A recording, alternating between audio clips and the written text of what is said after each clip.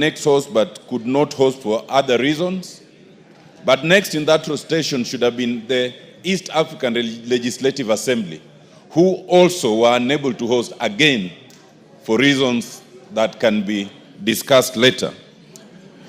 The Republic of Uganda was then to host after that, and therefore it took the persuasion of our speaker and other speakers who were present to persuade the Republic of Uganda to bring forth their hosting essentially by 2 years.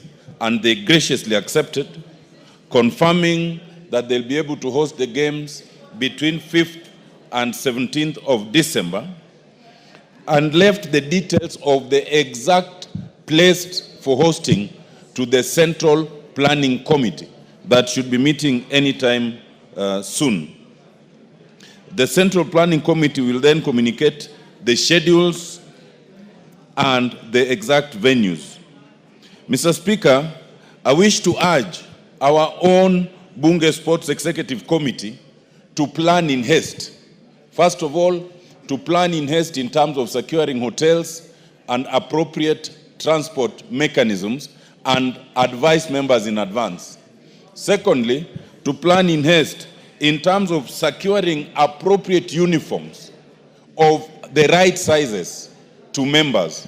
Over the years, although this has improved in the last 3, 2, and the last 1 year, there's still room for improvement. Some members still are not able to get the right uniforms that they required. I also urge the committee and the leadership of the two houses to allow members prepare for these games appropriately, to prepare by allowing and arranging friendlies, to prepare by allowing and arranging the respective disciplines, to at least have some camp for training before the games. Mr. Speaker, we did badly in Mombasa, but it must also be understood that we only traveled with 1 day to spare.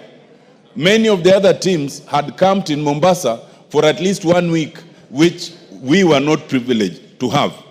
We hope that now that we are going to our neighboring country, we will be allowed to at least camp. We will be allowed to bring supporters, which we have not usually brought, even if those supporters are in the name of our own staff members, and that we will be able to prepare for these games appropriately. Mr. Speaker, I am confident that the 8 or 9 disciplines that will be participating, we will do much better than we did in Mombasa. And on behalf of the soccer team, I can assure you and assure this House that we are practicing in earnest, and we look forward to all the support that we can get from the leadership. Thank you, Mr. Speaker. Thank you, Honorable Amolo.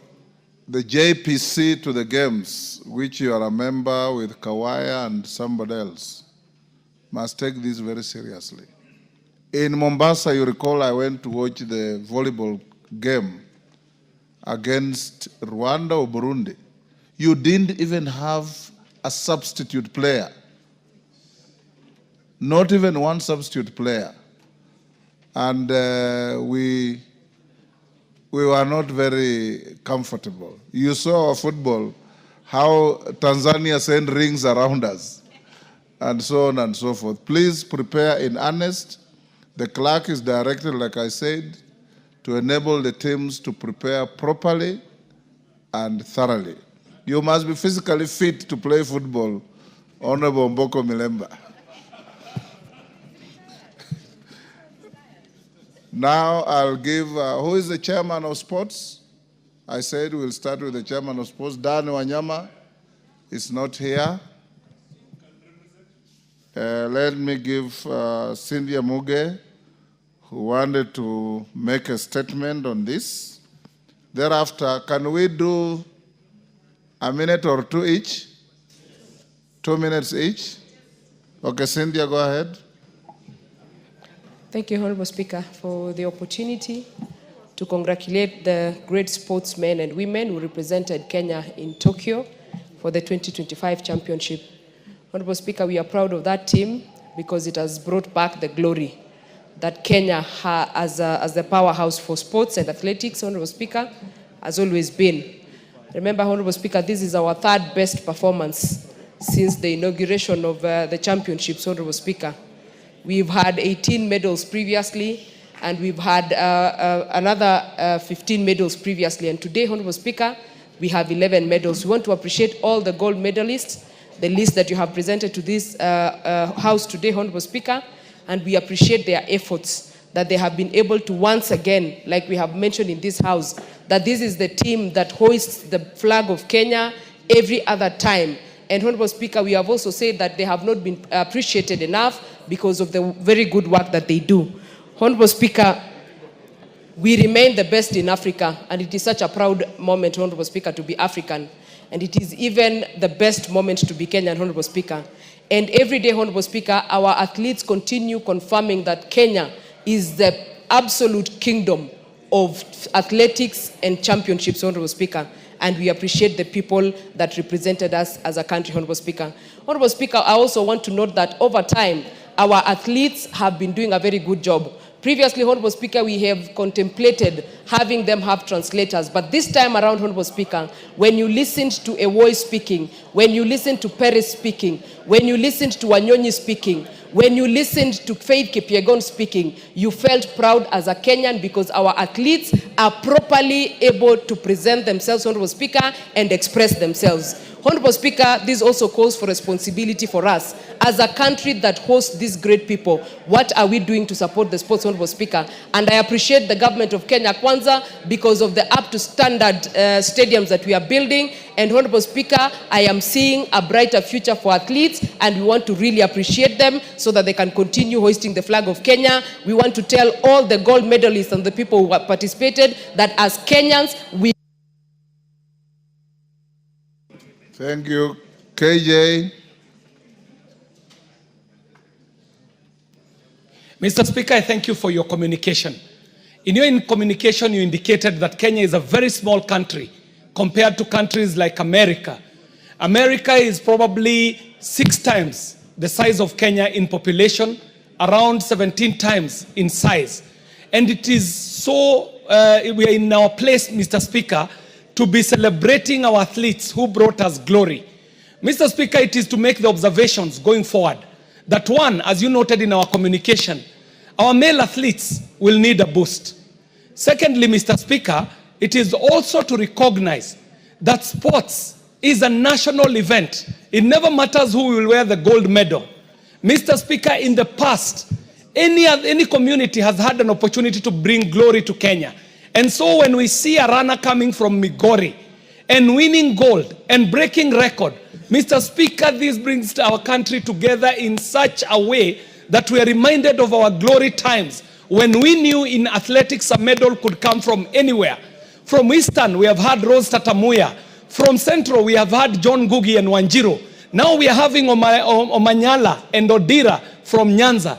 This is to say, Mr. Speaker, that if we set up centers... Omanyala is not from Nyanza. No, Omanyala from Western. Omanyala from Western and Odira from Nyanza. Thank you, Mr. Speaker. I stand to be corrected. And of course, our powerhouse in Rift Valley, where we breed champions, Mr. Speaker. The point I was making is that these athletics, just like the football that just went, was just needing leadership, Mr. Speaker.